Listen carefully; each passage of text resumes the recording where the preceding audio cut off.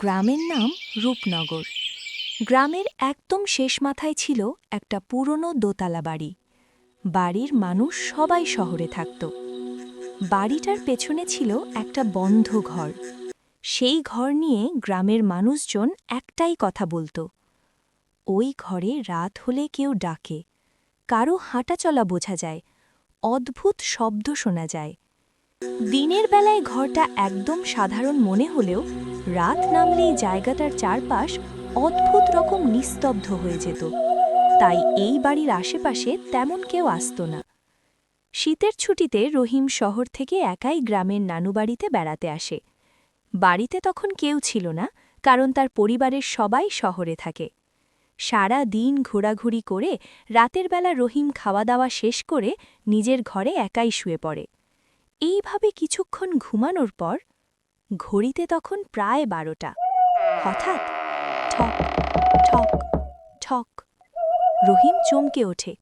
শব্দটা আবার আসে, ঠক ঠক। শব্দটা আসছে বাড়ির পেছনের বন্ধ ঘর থেকে। রহিম বিছানার চাদর টেনে ধরে। বুকের ভেতর ধকধক শব্দ শুরু হয়ে যায়। পুরো বাড়িটা যেন নিঃশ্বাস বন্ধ করে দাঁড়িয়ে আছে। কিছুক্ষণ পর সে ঘুমিয়ে পড়ে। পরের দিন রাতেও রহিম তার কাজ শেষ করে একাই ঘুমাতে যায়। আগের রাতের মতোই রাত গভীর হতেই আবার সেই শব্দ শুনতে পায়। ভয় পেলেও সে নিজেকে শক্ত রাখার চেষ্টা করে। সে সাহস করে বসে পড়ে, ভয়ে ভয়ে জানালার ফাঁক দিয়ে বাইরে তাকায়। চাঁদের আলো ঠিক পেছনের ঘরের উপর পড়েছে। সে দেখতে পায় এক বৃদ্ধা মহিলা পুরনো কাপড় পরা অবস্থায় ঘরের এক পাশ থেকে আরেক পাশে ভেসে ভেসে যাচ্ছে। চুল এলোমেলো, শরীরটা অস্বাভাবিক রকম বাঁকা, মুখটা দেখা যাচ্ছে না। হঠাৎ রহিমের মনে হলো মহিলাটা তার দিকে তাকাচ্ছে, তাকে ডাকছে। রহিম অনেক ভয় পায়, চিৎকার করতে চায়, কিন্তু গলা দিয়ে কোনো শব্দ বের হয় না। শরীরটা যেন জমে যায়। এইভাবে তার রাত কেটে যায়। পরদিন সকালে সে গ্রামের এক বয়স্ক মহিলার কাছে যায়।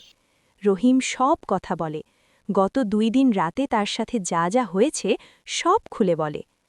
তার কথা সব শুনে মহিলাটা কিছুক্ষণ চুপ করে থেকে বলে, অনেক বছর আগে ওই ঘরে এক বৃদ্ধা থাকত।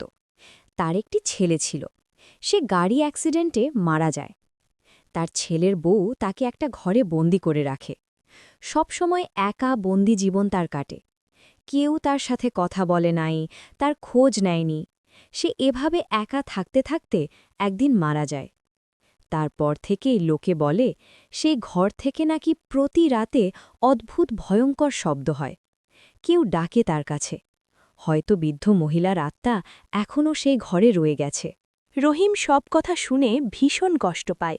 বৃদ্ধ মহিলার জন্য তার অনেক মায়া হয়। প্রতিদিনের মতো সে তার কাজ শেষ করে রাতে শুয়ে পড়ে। রাত গভীর হতেই আবার সেই শব্দ, ঠক ঠক ঠক। রহিম ধীরে ধীরে উঠে বসে। জানালার দিকে তাকাতেই সেই বৃদ্ধ মহিলাকে দেখতে পায়। সে সাহস করে ঘর থেকে বাহির হয়ে সেই বাড়ির সামনে যায়। বৃদ্ধ মহিলার মুখোমুখি দিয়ে দাঁড়িয়ে বলে, নানু, আমি সব জানি। তোমাকে তোমার বৌমা একটা ঘরে আটকে রেখে কষ্ট দিচ্ছে। কারো সাথে কথা বলতে পারো নাই, হয়তো ঠিকমতো খাবারও খাও নাই। যদি আমি থাকতাম এখানে, তাহলে আমি প্রতিদিন তোমার সাথে দেখা করতাম, তোমার সাথে বসে গল্প করতাম, লুকোচুরি খেলতাম, তোমার জন্য খাবার নিয়ে আসতাম, পরে একসাথে মজা করে খেতাম।